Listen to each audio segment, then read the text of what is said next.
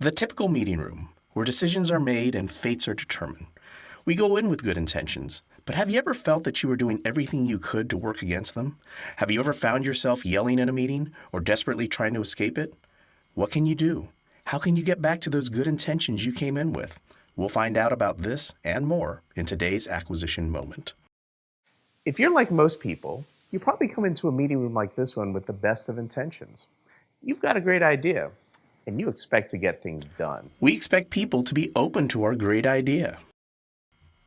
We expect to be able to answer their questions as they thoughtfully consider our idea. And we expect that we'll end up with perfect agreement. That's what we expect. But sometimes what we expect doesn't quite match up with what we actually get. Some people may argue with our great idea. Others may silently disapprove.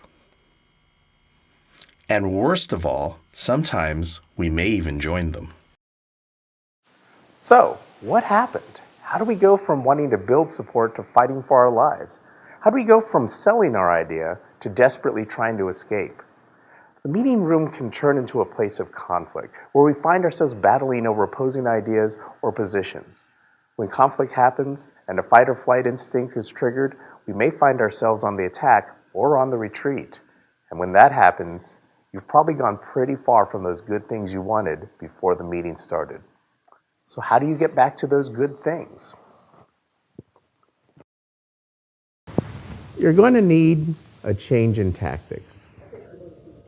The first step is to stop. Stop fighting. Stop escaping. Stop doing those things that you can see are leading you away from what you want. Then, ask, what did you want before you started the meeting? What do you want for the people in the meeting? What do you want for your team or organization? What do you want in the long term? The answers to those questions will probably be more in line with those good expectations and goals you had when you walked into the meeting room. Now, it's time to change. Change your actions so they're aligned with those better goals, with the answers to those questions you just asked.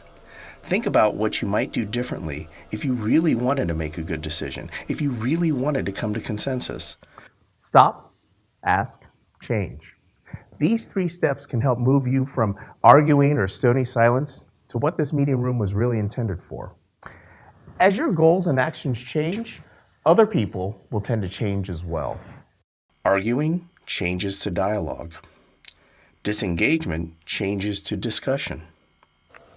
And best of all, moving apart from each other changes to moving forward together. Stop, ask, change. It's how we get back to work.